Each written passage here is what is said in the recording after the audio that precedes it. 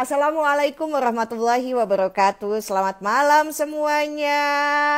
Sehat pastinya kan? Iyalah, harus sehat. Belum tidur? Iya, pasti belum tidur. Nungguin? Ya, senengnya kalau misalnya acara ini ditungguin. Terima kasih banyak karena memang Pojok Syahnas malam ini akan memberikan episode kedua bersama Gus Rifkil. Back to Quran ya. Jadi acara ini adalah judulnya The Words of Allah.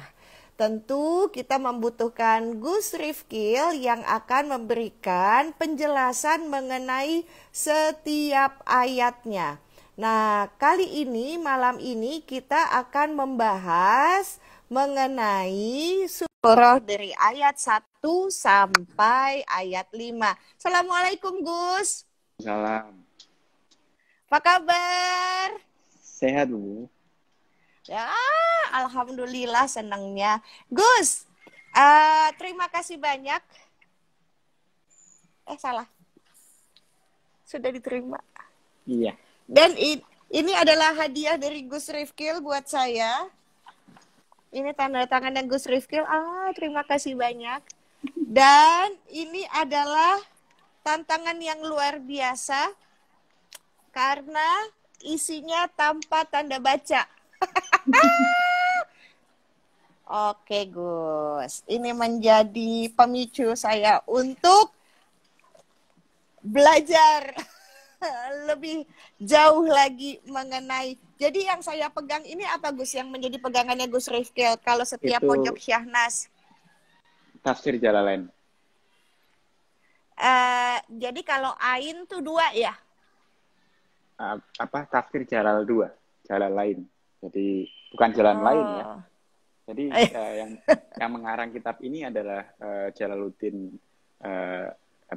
dua Jalal itu. Jadi seorang guru dengan muridnya karena kitabnya tidak selesai dikarang oleh gurunya yang kemudian meninggal, Jalaluddin Al-Mahali, kemudian dilanjutkan oleh Jalaluddin As-Suyuti. Makanya dinamakan Jalalain, Jalal 2. Jalal 2. Oke. Gus, sekali lagi suwun ya. Ini terima kasih banyak. Dan hari ini semuanya sudah menunggu Gus Rifkil bahwa kita akan membahas surat Al-Baqarah dari ayat 1 sampai ayat 5. Terima kasih semuanya yang sudah bergabung di sini. Kemudian ada Vira, I miss you too. Nah, ini semuanya pada seger ngeliat wajahnya Gus Rifkil ya. Iya. Muda, berilmu, belum nikah. Pada seger semuanya, pada gabung. Wanita-wanita semuanya belajar agama langsung semangat sama Gus Rifkil. Siap. Gus. Nomor terselubung itu ya. Yuk, auzubillahi minasyaitonirrajim. Bismillahirrahmanirrahim. Silakan Gus. A'udzubillahi minasyaitonirrajim. Bismillahirrahmanirrahim.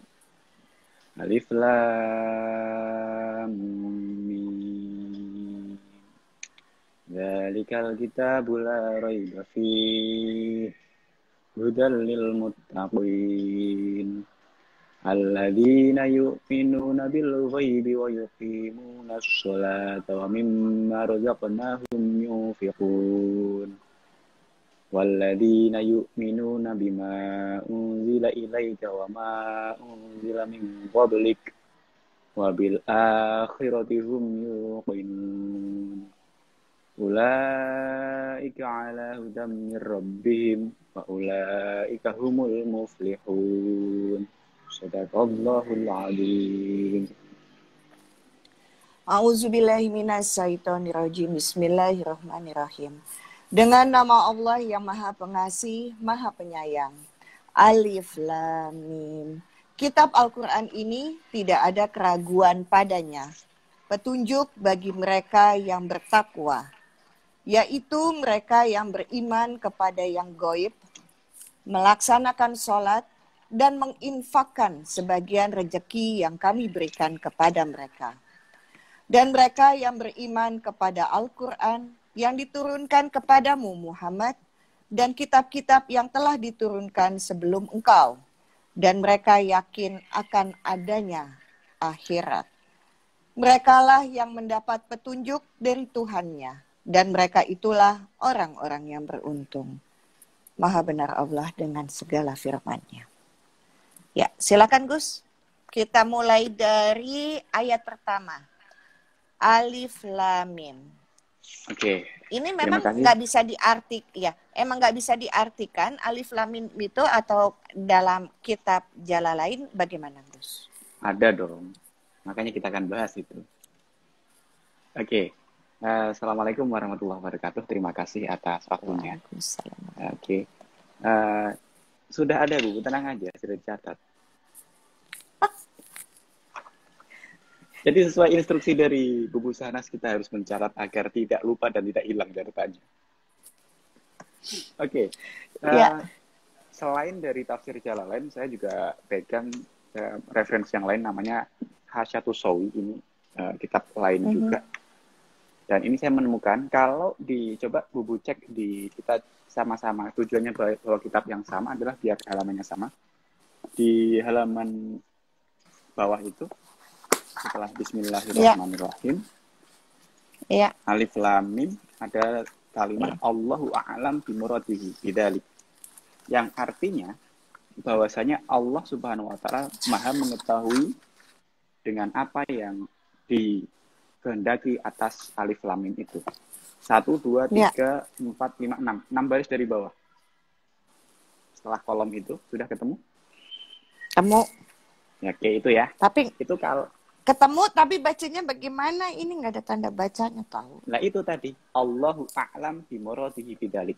Allahu a'lam, Allah Maha mengetahui bimuradihi dengan apa yang dikehendaki Allah bidzalika dengan kalimat Alif Lam Mim tersebut.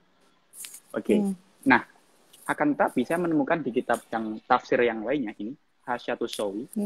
Nah, di kitab ini di halaman ke-9, karena kitab ini ada 4 jilid, 4 juz, ya. Saya bacakan. Oke.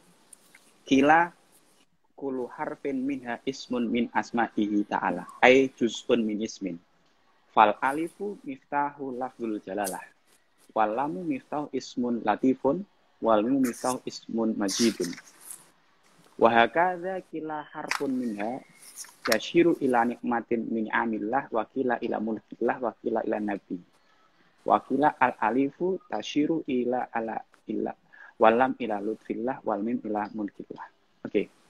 Jadi berdasarkan keterangan yang ada dalam kitab Hasyatus Shawi ini, di halaman ke-10 saya menemukan ternyata terlepas di tafsir Jalalain tadi dikatakan Alif Lam Mim itu artinya Allah yang Maha mengetahui dengan maksud itu, ternyata dalam kitab Hasyatus Shawi dijelaskan bahwasanya Alif Lam Mim itu ada singkatannya lagi, ada kepanjangan lagi.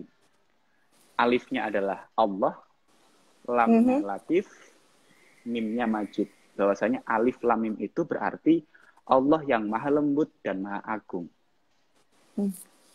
Jadi semacam keyword aja kayak. Jadi dalam Quran kan kadang ada Alif Lam Mim, ada Nun, ada Qaf, ada Ba, dan lain sebagainya. Itu semua disebut fawatihus suwar. Oke. Baik. Jadi, lanjut Gus. Oke, Alif Lam Mim itu kalau versi yang di tafsir Jalalain dikatakan Allahu a'lam bimuradi, atau tadi Bubu mengatakan apakah nggak ada artinya? Ternyata dalam beberapa literatur yang lain, pendapat ulama di kitab tafsir yang lain mengatakan tadi alifnya Allah, lamnya latif, mimnya adalah majid. Seperti itu. Baik. Gus, ini ya, kalau misalnya the words of Allah nih yang saya buka di sini ya, Gus. Jadi memang beberapa surah dalam Al-Quran dibuka dengan huruf abjad seperti Alif, Lam, Mim, Alif, Lam, Ro, gitu ya, Gus ya, dan sebagainya. Makna huruf-huruf itu hanya Allah yang tahu, seperti yang tadi disampaikan oleh Gus Rifkil. Ada yang berpendapat bahwa huruf-huruf itu adalah nama surah, dan ada pula yang berpendapat bahwa gunanya untuk menarik perhatian atau mengisyaratkan bahwa Al-Quran itu diturunkan dalam bahasa Arab yang tersusun dalam huruf-huruf abjad tersebut. Begitu, Gus? Oke, keterangan itu juga ada sebenarnya agak panjang di sini. Kalau saya tapi lebih ke fokus tadi ya, ambil itu. Iya. Jadi ada di sini dikatakan bahwasanya ada sekitar kalau tidak salah 14 surat. 14 huruf, sorry. 14 huruf wahya nisfu hurufil hija. Yang 14 huruf ini separuh dari huruf hijaiyah. Yang digunakan untuk awal-awal kalimat. Al-mabdu bil alif lam minha salahatu asyrota. Bil ha wal mim. Banyak sekali ini keterangannya. Cuma fokus kita hari ini adalah yang alif lam mim. Nah, keterangan yang Bubu sampaikan tadi itu ada di kitab namanya Tafsir Al-Ibris. Tafsir yang ada lagi. Tafsir Quran karangannya abahnya Kiai Haji Mustafa Bisri, abahnya Gusmus, punya karangan tafsir namanya Al-Ibris. Di Al-Ibris keterangannya sama tadi. Ada tambahan bahwasanya alif lam mim ini juga untuk tadi bahasanya tadi memancing atau menarik perhatian. Yes, karena ini berasal dari bahasa Arab, maka isyarahnya juga harus pakai bahasa Arab. Seperti itu.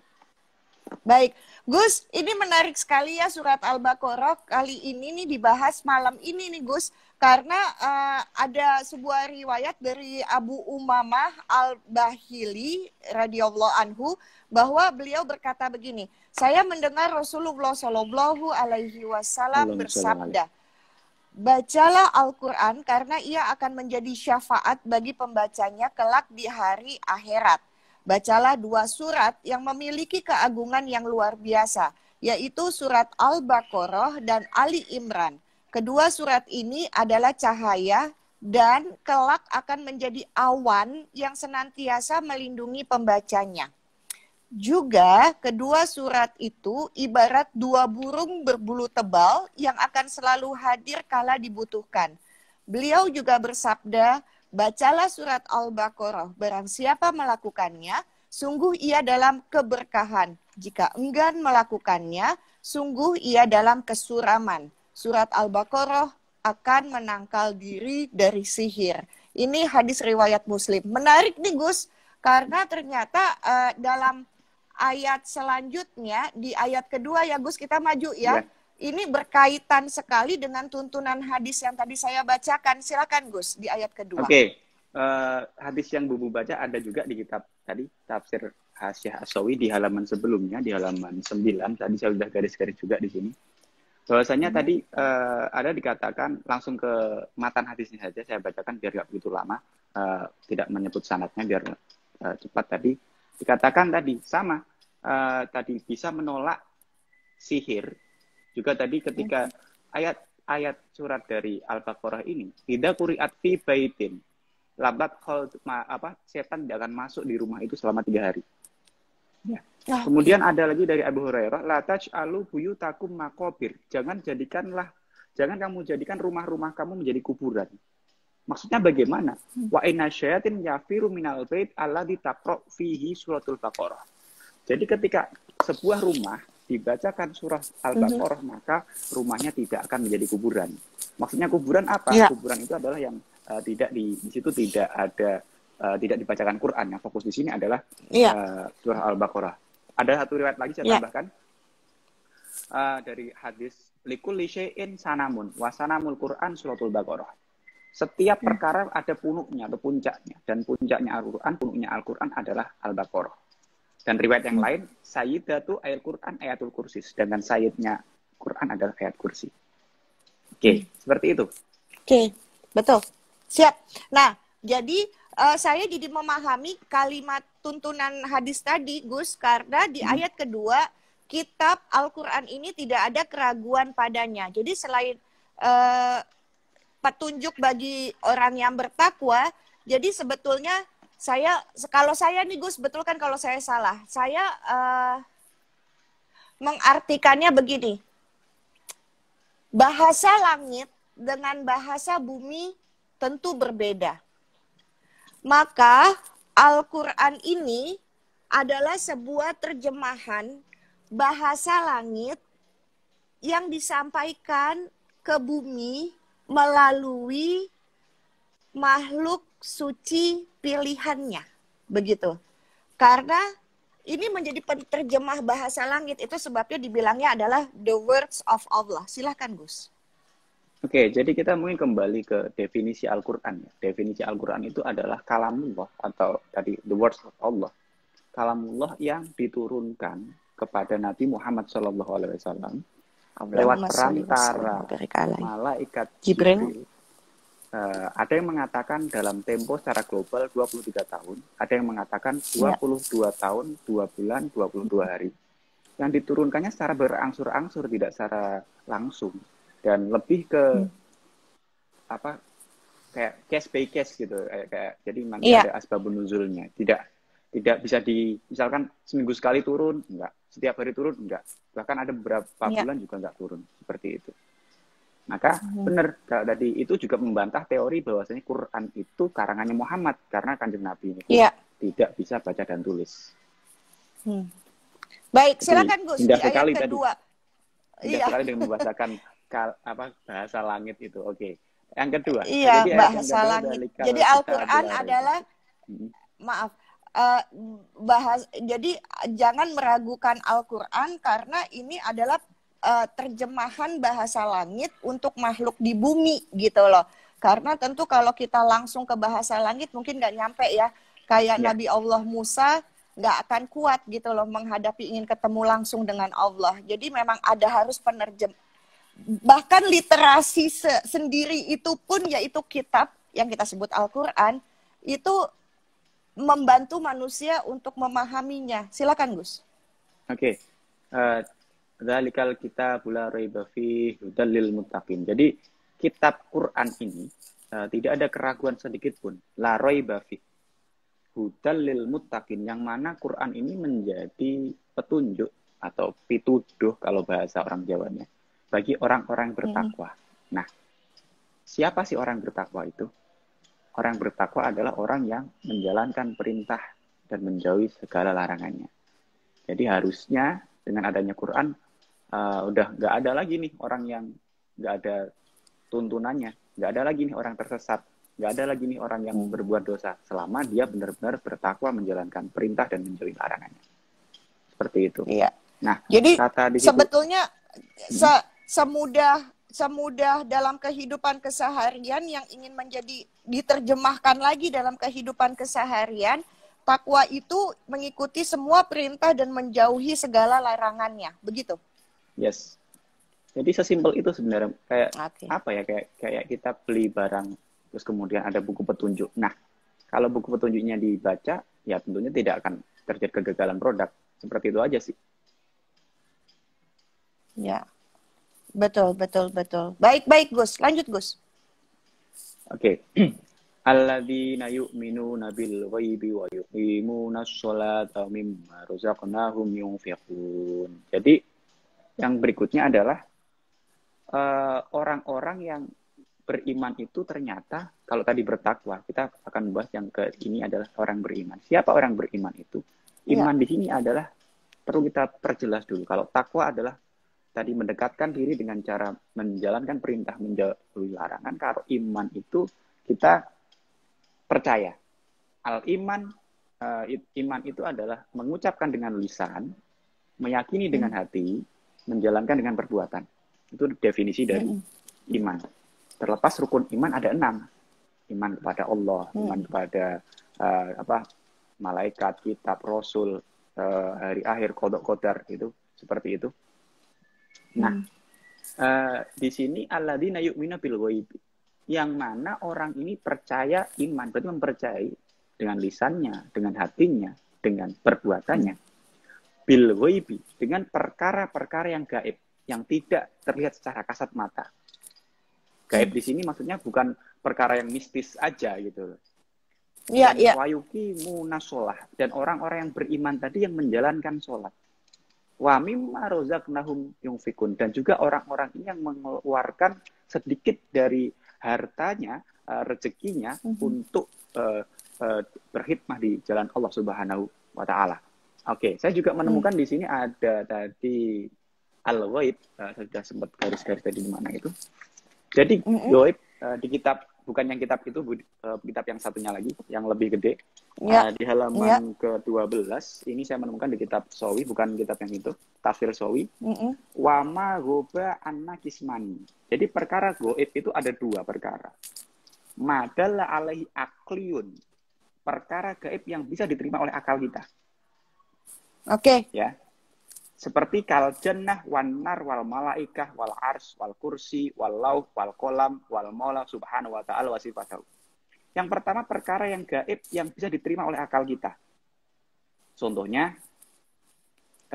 jannah surga, nar neraka, malaikat, ars, kursi, lauh, kolam, dan juga keberadaan dari Allah Subhanahu wa taala beserta sifat-sifat wa sifatahu. Kemudian Ya. wa malam yadullu alaika wa malam yadullu alaihi, dan perkara yang tidak bisa diterima atau ditunjukkan oleh akal kita. Contohnya Seperti ya kasaah hari kiamat. Kita nggak bisa nih mengukurnya, itu misteri. Kita tidak bisa menemukan bukti-buktinya. Kemudian kasaah hari kiamat. Wa waktu nuzulil mator, waktu turunnya hujan, terlepas ada perakiraan cuaca. Itu kan cuma perakiraan, gejala-gejala. Kita nggak bisa. Wama fil arham, dan apa yang ada di dalam perut. Walaupun sekarang sudah ada teknologi USG ya, untuk orang yang melahirkan, orang yang mengandung. hamil. Toh kadang orang yang hamil itu misalkan USG-nya laki-laki, bisa jadi lahirnya perempuan. Atau sebaliknya, Betul. USG-nya perempuan Setuju. bisa jadi lahirnya laki-laki.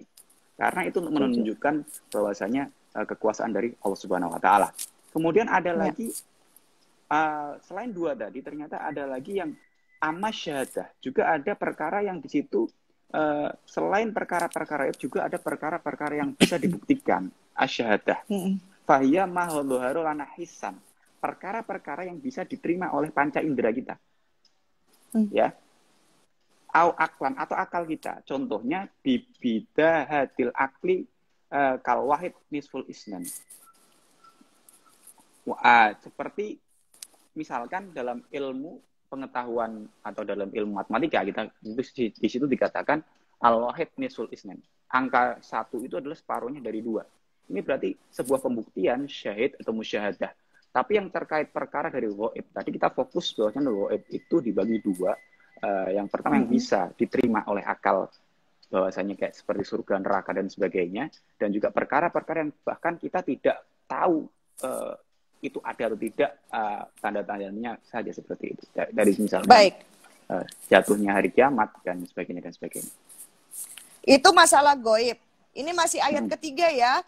Terus melaksanakan sholat dan menginfakkan sebagian rejeki yang diberikan kepada kita. Kan itu kan dari ayat ketiga itu kan ya.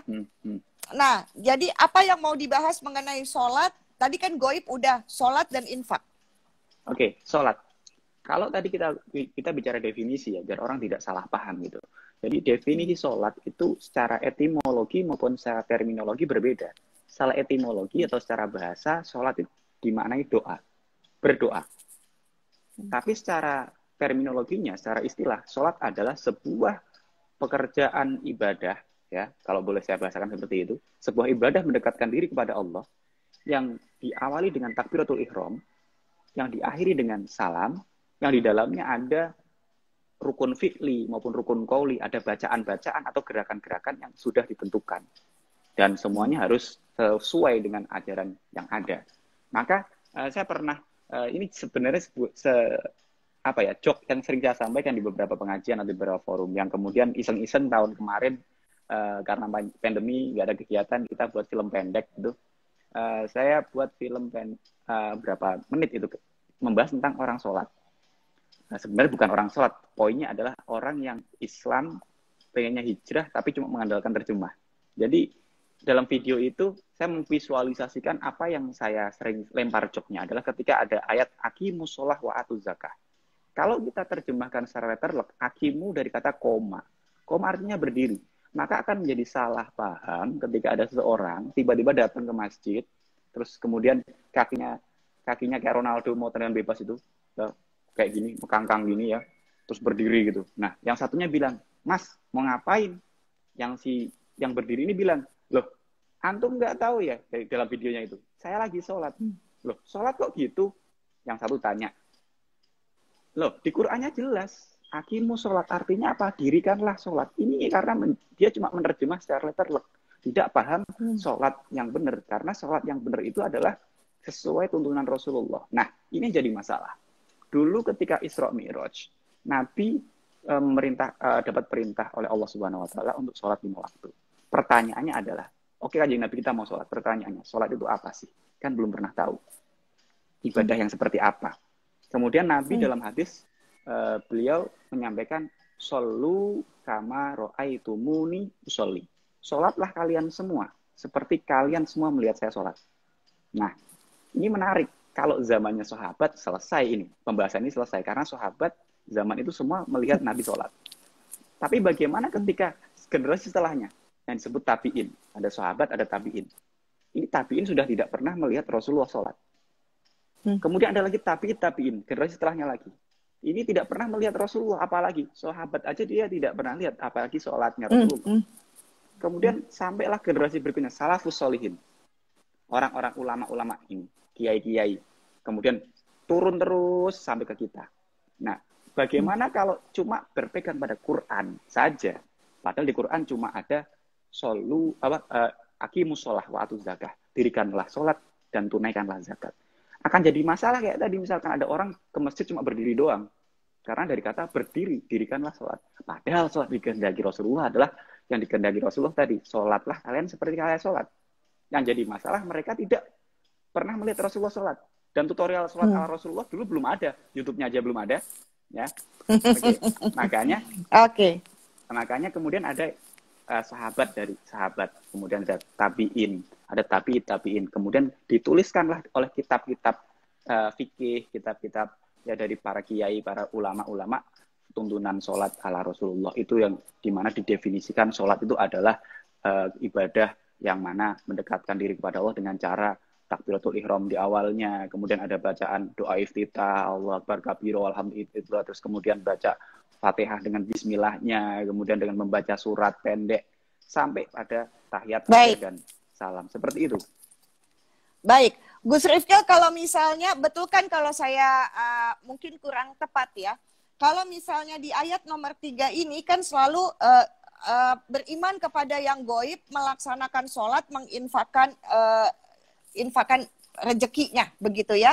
Dan ini juga di beberapa ayat lain di dalam Al-Quran ini selalu bergandengan. Sholat, infak, seperti itu ya. Goib, sholat, infak. Kemudian saya jadi memahaminya adalah kalau misalnya kita percaya dengan yang goib, artinya kita percaya bahwa kembali lagi ke tauhid ya. Jadi memang akan ada zat yang begitu luar biasa yang menyelesaikan masalah kita, walaupun yang memberikan masalah juga Allah juga kan kepada kita gitu loh. Yang ngasih jalan keluarnya ya juga Allah juga gitu. Jadi kalau saya pernah tuh dalam satu masa berpikir, ngapain sih gitu loh. Pertama, ngapain sih menciptakan manusia, udah gitu dikasih masalah ya, dikasih masalah, dikasih jalan keluar, dihukum ya dihukum, dimasuk ke surga ya ke surga. Tapi itulah sebabnya kenapa saya melihat the words of Allah itu seperti layaknya samudra di mana saya ingin mencari mutiara di dalamnya. Ketika dalam perjalanan hidup saya yang hampir setengah abad, kemudian di situ saya baru memahami ayat nomor 3 ini. Ayat ketiga dalam surat Al-Baqarah yang turun di Madaniyah, surat yang paling panjang nih ya, surat kedua kan 286 ayat ya. Ini hebatnya dibuka di ayat ketiga, di mana kalau misalnya melaksanakan sholat, lepas bahwa definisi sholat seperti yang Rasulullah sudah tunjukkan atau berdoa, tapi sebetulnya adalah silatun, bertemu dengan yang gaib.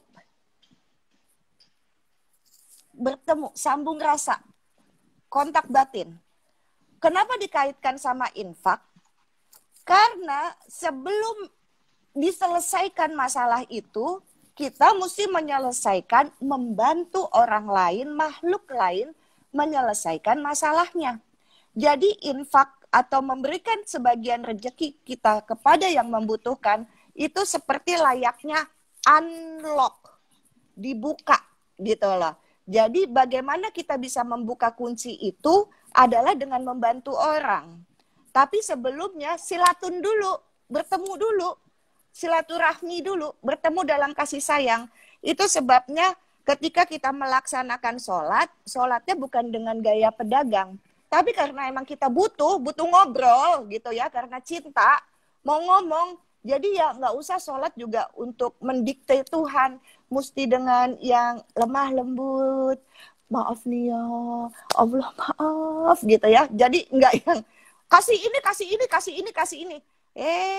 Emang kita siapa gitu ya ngedikte-dikte gitu lah. Nah jadi di ayat nomor 3 ini tuh buat saya tuh makin menyadarkan saya punya masalah. Ya balikin aja sama yang ngasih masalah. Karena kan yang menyelesaikan masalah itu, yang ngasih jalan keluar juga Allah juga, begitu loh. Tetapi kontak batin dulu melalui sholat. Sholatnya ngobrol ya, bukan hanya menggugurkan kewajiban saja.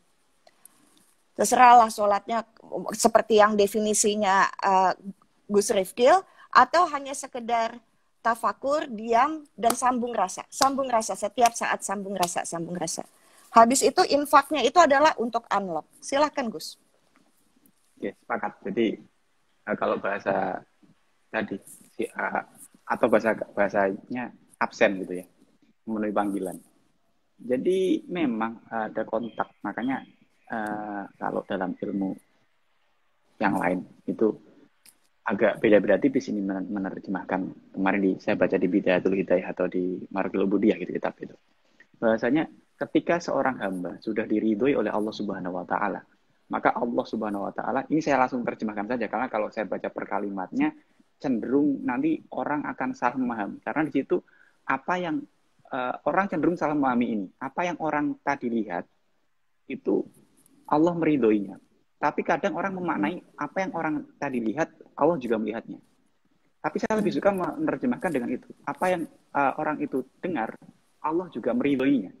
Apa yang orang itu ucapkan, Allah juga meridhoinya. Apa yang tangannya gerakkan, Allah juga meridhoinya. Dan apa yang kakinya kemanapun melangkah, Allah juga meridhoinya.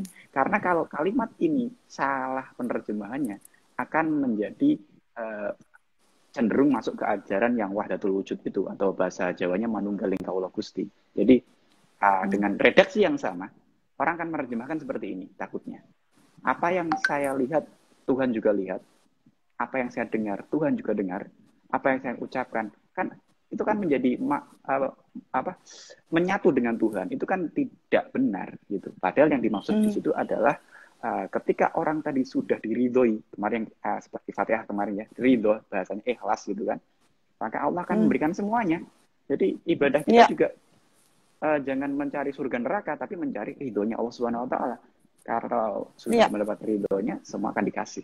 Jadi ketika sudah mendapatkan ridhonya, Allah akan mengumumkan nih kepada malaikat yang ada di langit semuanya, bahwasanya misalkan ini hari ini saya sudah meridhoi Sahnashab menjadi hambaku yang aku ridhoi. Maka malaikat langit akan mencatat semua, dan apa yang dikatakan, apa yang semuanya udah itu saya ridhoi. Maka itu yang enak sekali. Jadi seperti itu.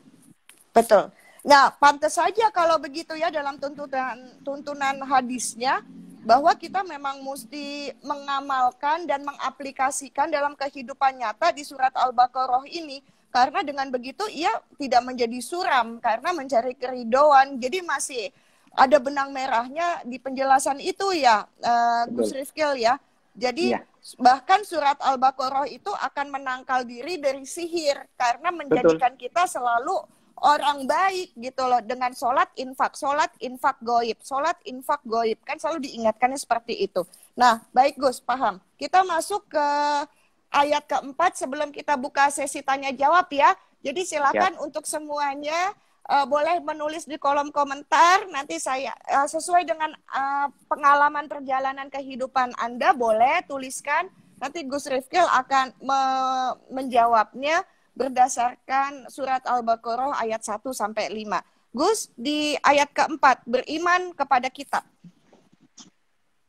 Walladzina yu'minuna bima unzila ilaika wa ma unzila min qablik wa bil akhirati hum yuqinun.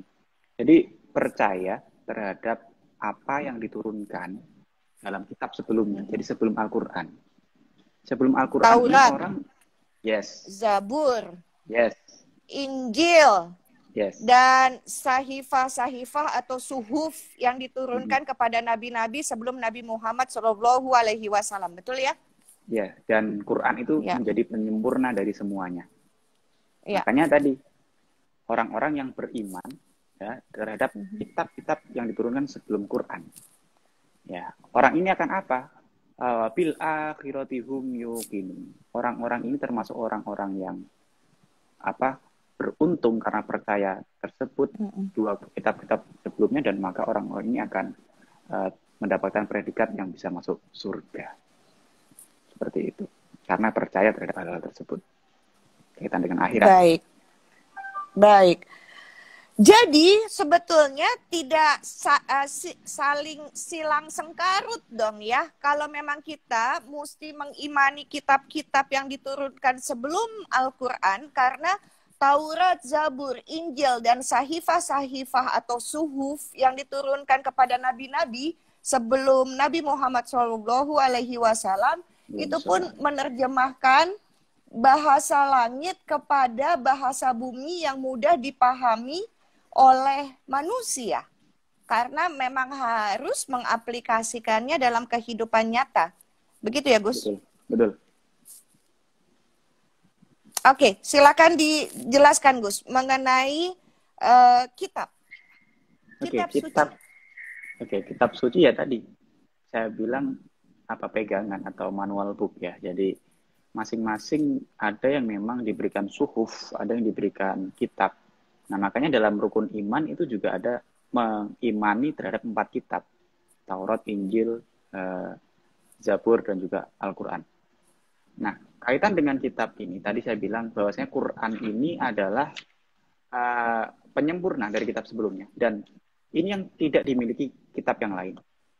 Quran itu ketika dibaca, terlepas benar atau salah cara membacanya, walaupun yang lebih bagus adalah yang membaca dengan baik dan benar, karena itu tujuan mempelajari ilmu tajwid, baca tulis Quran. Baca Quran yang baik dan benar adalah agar kita terhindar dari bacaan yang salah, mulai dari tajwidnya, makhorijil hurufnya, panjang pendeknya, dan sebagainya. Kalau dibaca mendapatkan pahala. Kalau nggak bisa baca gimana? Mendengarkannya pun juga dapat pahala. Ini luar biasanya Quran. Dan lebih afdol mana sebenarnya, membaca atau menghafal?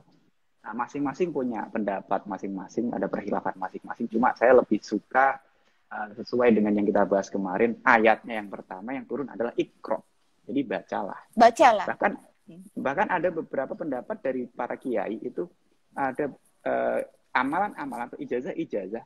Kalau bisa itu setelah sholat baca Quran, walaupun sudah hafal, baca teksnya, baca ya, karena memang perintahnya juga baca, Iqra, bukan bacalah, bukan hafalkanlah. Dan seperti yang kita sepakati kemarin, yang paling penting sebenarnya bukan seberapa banyak kita hafal, bukan seberapa banyak kita baca, akan tapi bagaimana yang kita baca, kita resapi, kita praktekkan, diaplikasikan dalam kehidupan sehari-hari. Itu sebenarnya kunci dari Quran itu.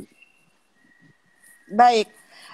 Gus, kembali lagi mengenai kitab-kitab, apakah Gus Rifkel tahu di Taurat, Zabur, Injil ada soal infak juga, dan juga sholat dengan zamannya berbeda, dari mungkin cara yang berbeda, bukan cara Rasulullah Shallallahu Alaihi Wasallam untuk sholat. Adakah kalau Taurat, Zabur, Injil membicarakan soal goib, sholat, dan infak dengan bahasanya masing-masing? Silakan, Gus. Oke, masing-masing punya cara beribadah masing-masing yang terlepas dalam literatur-literatur yang kita baca, bahwasanya sholat 5 waktu itu memang perintah langsung Allah Subhanahu Wa Taala kepada Nabi Muhammad. Poinnya ada 5 waktu, berarti ada beberapa kemungkinan sudah ada sholat sebelumnya.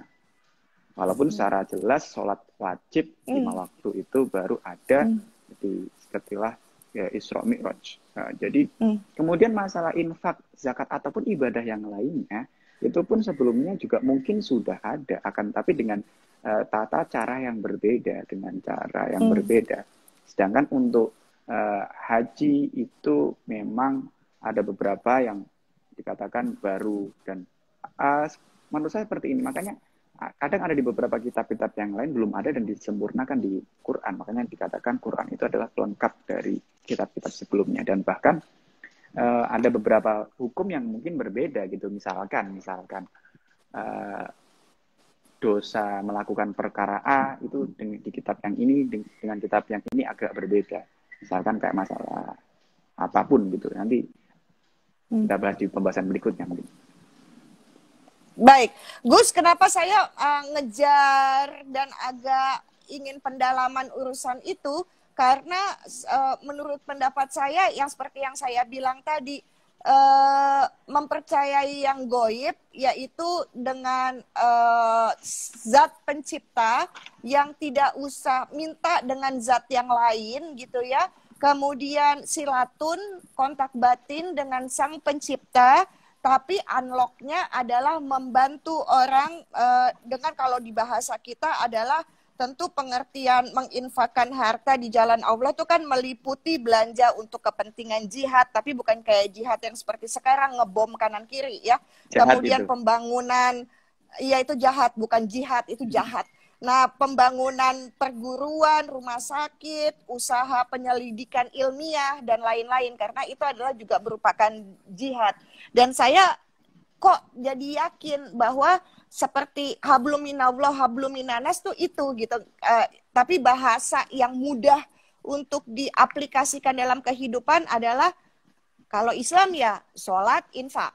Goib, sholat, infak. Kalau di kitab Taurat, Zabur, Injil atau yang suhuf-suhuf yang diturunkan sebelum Nabi pasti ada dengan kalimatnya juga, tapi gandengan tiga ini tidak pernah lepas. Betul nggak sih, Gus?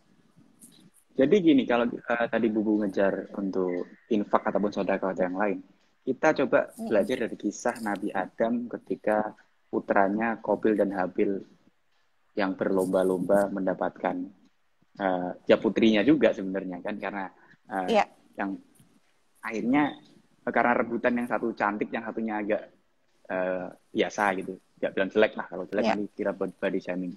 Oke. Jadi kemudian Qabil dan Habil itu diperintahkan untuk bersedekah. Untuk berarti sudah ada perintah itu mulai zamannya Nabi Adam. Diperintahkan untuk bersedekah untuk agar kalau yang sedekahnya nanti diterima oleh Allah Subhanahu wa taala, ini akan mendapatkan yang paling cantik nih gitu. Kalau yang kalah lu dapat yang nggak begitu cantik deh gitu. Walaupun itu sebagai sebenarnya ngetes aja. Yang satu itu mengeluarkan hasil bumi, yang satu adalah dari hewan ternak. Apa yang terjadi? Karena yang satu tulus, kemudian yang diterima. Karena yang satunya tidak tulus, yang satunya tidak terima. Akhirnya karena tidak diterima amalnya, kemudian kan dia, kok punyaku nggak diterima.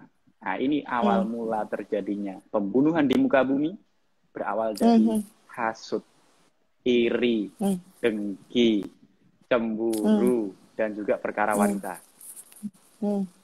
Baik, nah itu jadi sebetulnya dari tiga hal yang disebut, hasut, iri, dan perkara wanita tadi, itu membuat kalau saya ya menerjemahkan dalam kehidupan aplikasi kesehariannya tuh adalah nggak perlu kita insecure gitu loh. Karena kalau misalnya kita melakukan hasut, iri, apalagi kalau misalnya, kalau saya wanita ya, merasa tidak nyaman dengan kehadiran wanita yang lebih dari saya, artinya itu adalah bahasa insecure gitu ya. Saya nggak merasa secure gitu loh dengan kalau saya iri hati sama orang kan karena saya nggak secure. Kalau saya cemburu sama orang kan karena saya nggak secure gitu ya, insecure. Nah, hal-hal seperti itu ternyata banyak cerita-cerita di dalam Al-Quran dan juga di hadis yang bisa kita terjemahkan untuk memperbaiki karakter kita ya Gus. Itu sebabnya back to Quran, karena memang kalau kita menerjemahkan the words of Allah itu memang menjadi tuntunan buat kita, menjadi dalil lah, menjadi hujah ya buat kita. Begitu ya Gus ya? Ya. Baik. Dan ada hadis lagi yang mengatakan satu organ tubuh manusia itu, ketika satu organ ini baik, maka semuanya akan baik. Itu adalah hati. Dan itu menjadi kunci dari semuanya. Jadi kalau menurut saya semua wanita itu cantik ya, terlepas dengan tadi plus minusnya. Jadi jangan sampailah insecure seperti itu. Jadi pede aja selama Anda yakin Anda benar ya, laki-laki maupun perempuan jangan pernah merasa insecure dengan yang lain. Ya, be yourself aja, Baik. kalau bahasa Arabnya kun anta gitu. Oke. Gus, ini 15 menit terakhir kita kasih kesempatan untuk yang mau bertanya di kolom komentar yang berkaitan dengan pengalaman hidupnya yang bisa diaplikasikan dari surat Al-Baqarah ayat 1 sampai 5 ya Gus. Kayaknya di sini masih menyapa-nyapa Gus Rifkil, ada Arasola katanya keponakannya Gus Rifkil satu pondok sama beliau. Oh iya. Iya, iya. Jadi di sini juga ada Prasetya Dayat. Semoga ilmunya bermanfaat ya Gus. Amin, Amin. amin, amin. Kemudian dari Taiwan juga nonton. Ini ada Ibu Sugiyati Siti dari Taiwan. Terima kasih sudah ikut bergabung di sini. Kemudian dari Kendal juga ada. Kemudian ayo yang mau bertanya, ini waktunya bertanya sebelum nanti ditutup oleh kami. Dan kalau kesimpulan sebetulnya saya tuh paling, kalau literasi itu saya tidak mau bertanya pesan moral Gus, karena apa, kalau pesan moral kan diramu, artinya kan mesti nurut sama satu orang lagi ya. Nah sementara kalau the words of Allah itu silahkan diterjemahkan dengan pengalaman yang terjadi dalam kehidupannya. Pasti beda-beda. Karena apa? Background-nya beda, pengalamannya beda, dan Allah langsung mendidik kita kalau memang kita niat begitu. Jadi sebelum, katanya gini, ada orang Bogor hadir. Tunggu, ini nih semuanya kasih salam, tapi belum banyak ada pertanyaan. Bahkan ada yang bilang, katanya Butir Embun 01 Gus Rifkil kayak Reza Rahadian. Masa sih? Masa sih? Nungguin Jambang di sini. Masa sih? Gus, baik. Kalau misalnya dalam 13 menit ini, saya mau dapat satu cerita dari Gus Rifkil yang berkaitan. Ini cerita yang terjadi ya, gitu, nyata. Sehingga orang juga semakin paham dengan ayat 1 sampai ayat 5 ini. Silakan Gus. Yang kelima belum dibaca. Yang kelima itu adalah, silakan Gus. Bukannya udah tadi? Tadi ayat keempat kan? Oh ya, silakan. Ulaika ala hudam mir rabbihim wa ulaika humul muflihun. Jadi kalau tadi urutannya sudah bertakwa, kemudian beriman, mereka semua ini, mereka adalah orang-orang yang mendapatkan petunjuk, hudan min rabbihim, petunjuk dari Tuhannya. Dan mereka ini termasuk orang-orang wa ulaika humul muflihun, orang-orang yang beruntung. Beruntung di sini adalah orang yang nantinya kelak di hari kiamat akan masuk surganya Allah Subhanahu wa taala. Terlepas tujuan kita untuk beribadah adalah bukan mencari surga, tapi juga adalah untuk mendapatkan ridho Allah Subhanahu wa taala. Betul. Amin, amin. Semoga kita diridhoi ya Gus ya. Kalau misalnya Allah sudah ridho, maka semuanya akan jadi lebih mudah. Gus, di ayat kelima ini ada yang mau ditambahin? Jika tidak, saya akan masuk ke pertanyaan dari Ibu Rofiani Nur Permadi. Adakah yang ingin ditambahin? Kasih kesempatan teman-teman untuk bertanya aja. Baik. Beliau bertanya begini, bagaimana ya Gus supaya kita memiliki keyakinan yang kuat kepada yang goib? Silakan Gus. Gimana caranya? Jadi langsung juklaknya gimana?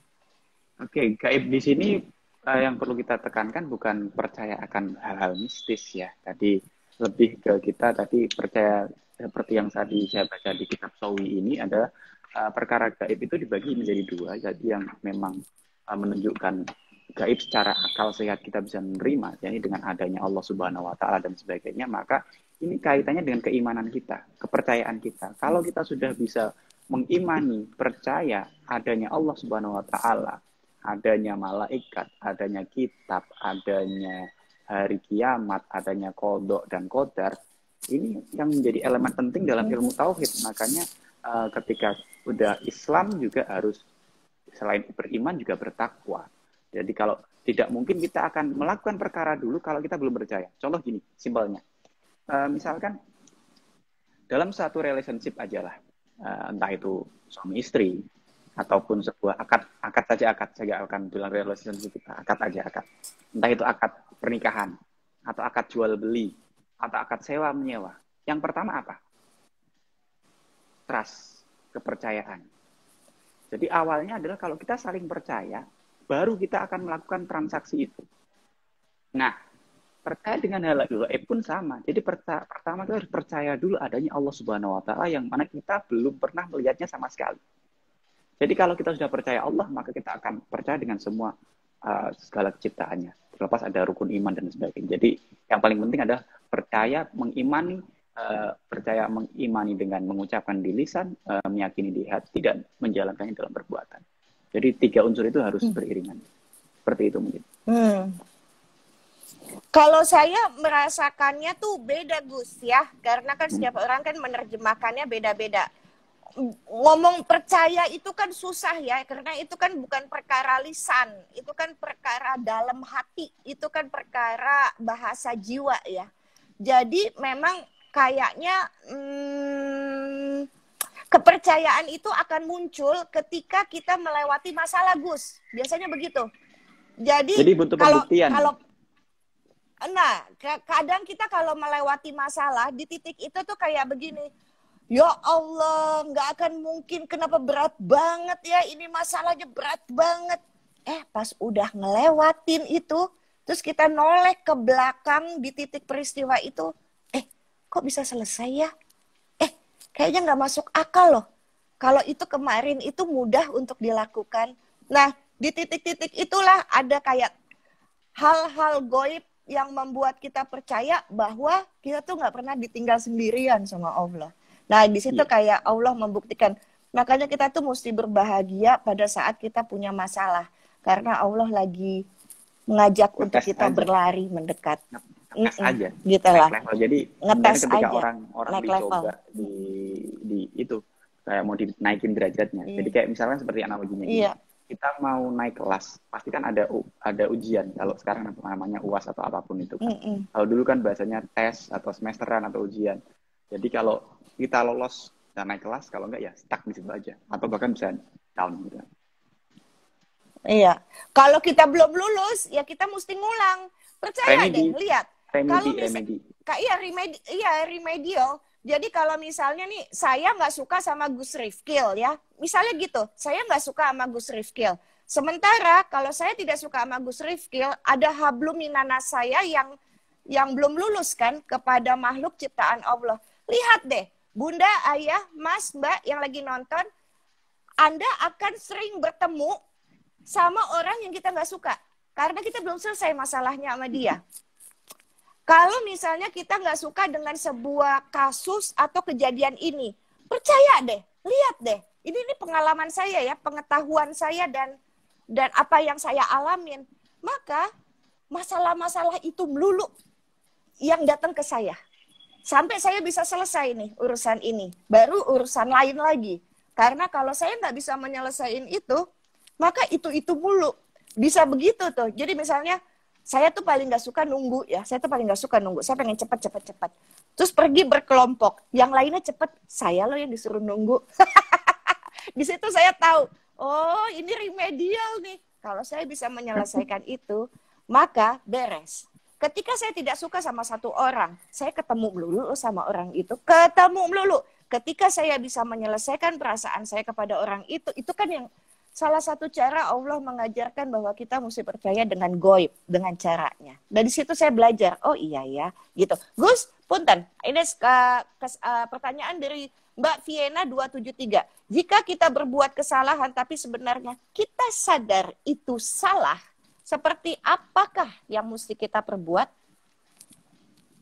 Maksudnya itu kesalahan antara manusia dengan manusia atau kesalahan kita melanggar perintah Allah ya? Jadi kalau melanggar perintah Allah kaitannya dengan ibadah, ya kita harus taubat, menyesali dosa tersebut, taubatan nasuha. Kalau dengan manusia, ya tentunya kita harus minta maaf. Dan tidak menurunkan level derajat kemuliaan kita ketika kita meminta maaf. Seperti itu aja sih. Baik. Ibu Sinta Aulia 17. Gimana cara membesarkan hati saya ketika cobaan silih berganti, Gus, dalam kaitannya untuk goib? Sholat infak, Nanti sholat mungkin infak. peristiwa true story-nya Bubu bisa dijadikan contoh ya. Jadi bagaimana ketika kita memang belum, poinnya kalau menurut saya poinnya satu, ikhlas ataupun ridho sama aja. Jadi ketika kita sudah bisa menata hati kita, makanya tadi saya menyebut hadis juga yang mana dikatakan satu organ tubuh ini yang bisa menentukan baik buruknya manusia, yakni hati. Kalau hati kita sudah bersih, hati kita sudah ikhlas, hati kita sudah baik, insya Allah apapun yang terjadi kita bisa melewatinya, nggak perlu remedi lah. Ini ada satu cerita yang menarik ya Gus ya, di 5 menit terakhir ini ya Gus ya. Kan Gus Rifkel tahu bahwa saya itu pekerjaannya tukang wawancara orang ya Gus ya. Kemudian suatu ketika saya wawancara orang yang belajar ilmu leak di Bali. Ilmu leak Gus gitu ya. Saya nanya, karena buat saya itu mah urusan kamu sama penciptamu. Aku tidak boleh memberikan mental judging. Biarin aja, itu mah urusan pribadi gitu ya dengan sang penciptanya. Pekerjaan saya adalah mewawancara beliau kan. Jadi saya tanya, sebenarnya susah nggak sih belajar leak? Susah banget. Jadi betul-betul cobaannya sampai menjadi spesialis ahli ilmu sihir urusan leak itu jalannya tuh repot banget sampai ke titik yang luar biasa begitu ya. Maksudnya baik secara fisik, mentally apa. Jadi tuh untuk mendapatkan ilmu hitam itu tuh susah banget. Nah terus pertanyaan selanjutnya aku nanya begini Gus. Ilmu yang Anda pelajarin itu ya bisa nggak ampuh dengan, kan ini emang ini orang sakti banget dengan caranya ya begitu ya. Pokoknya dikasih kesempatan memang dia menjadi sakti lah sama Allah gitu loh, untuk jalan yang salah itu dikasih, mau nyari jalan itu ya saya kasih begitu ya. Nah tapi tetap saya sebagai manusia tidak boleh memberikan judgement kepada dia karena itu adalah selendangnya Allah untuk memberikan itu dengan ya itu saya bukan urusan manusia. Itu saya tanya. Pernah nggak ampuh nggak ilmunya? Pernah, dia bilang. Hah, jadi tuh orang lebih sakti gitu ya? Iya, orang yang macam apa yang luar biasa seperti itu? Orang baik, dia bilang. Saya nggak bisa masuk tuh ilmu hitamnya kepada orang baik. Wah, baiklah kalau begitu. Daripada susah-susah saya belajar ilmu hitam, saya jadi belajar orang baik aja ya. Iya, udah jadi belajar orang baik. Ilmu saya nggak bisa masuk ke kamu.